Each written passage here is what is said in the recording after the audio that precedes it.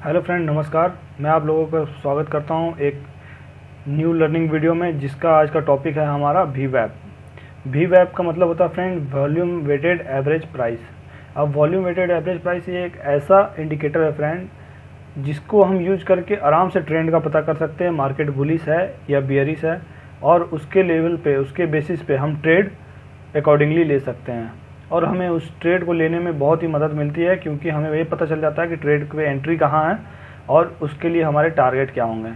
तो चलिए फ्रेंड, मैं शुरुआत करता हूँ, और ये मेरे वीडियो को लास्ट तक देखें ताकि आपको अच्छे से समझ में आ जाए कि वीवैप क्या होता है और इस पर हम कहाँ पे एंट्री ले सकते हैं, कहाँ पे एग्जिट कर सकते हैं।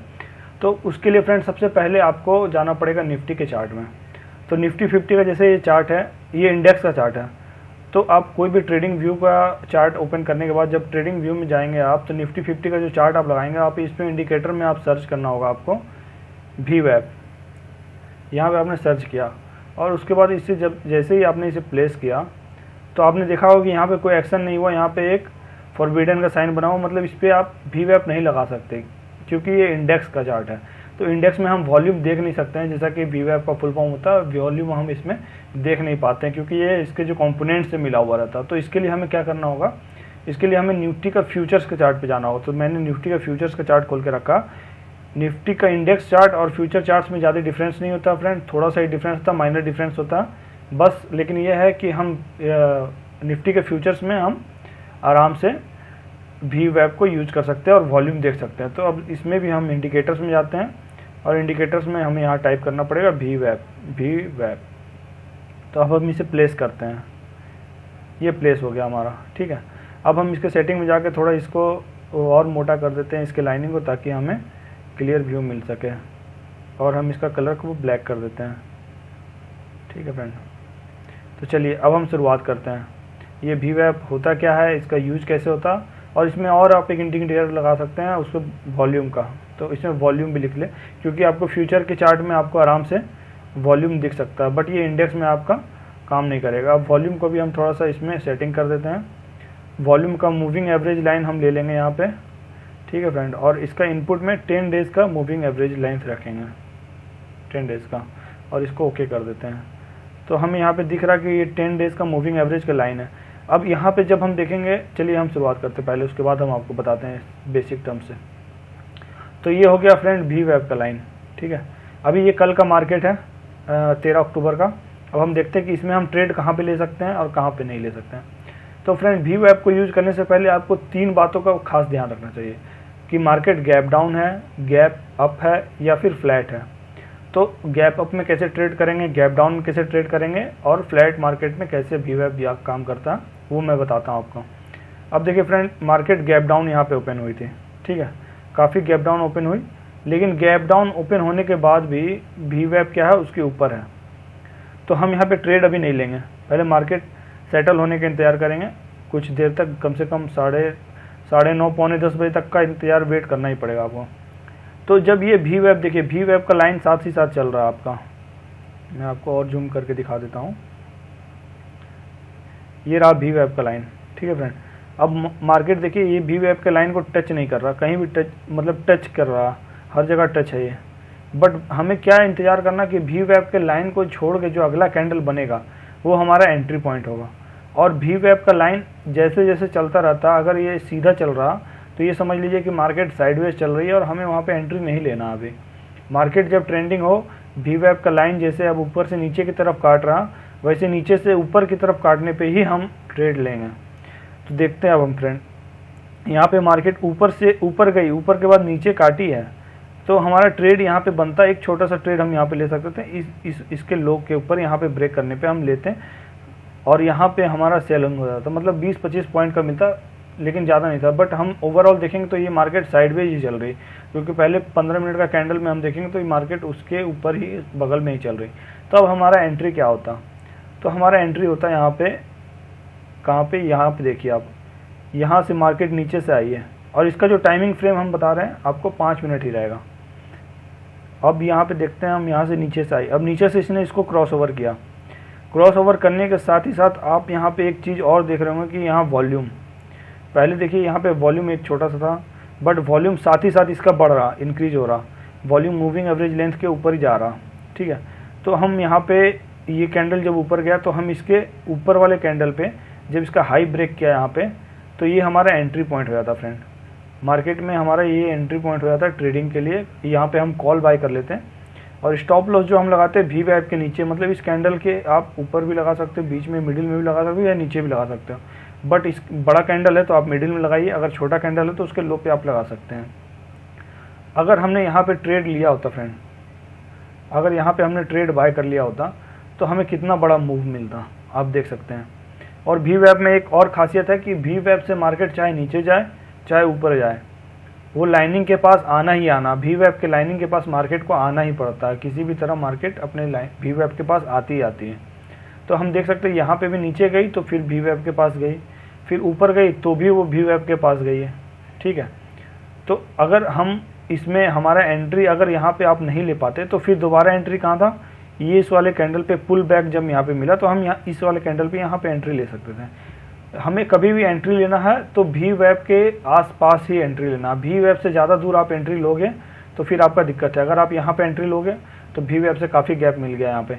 बट हम यहाँ पे एक चीज़ और देख सकते हैं कि यहाँ पे देखिए, जैसे हम यहाँ पे एंट्री लेते हैं, यहाँ पे कोई वॉल्यूम खास नहीं था, तब भी हमको वेट करना पड़ता। यहाँ पे देखिए आप, इस वाले कैंडल पे इस वाले कैंडल का वॉल्यूम बढ़ रहा, फिर उसके बाद वाले कैंडल पे भी वॉल्यूम बढ़ रहा।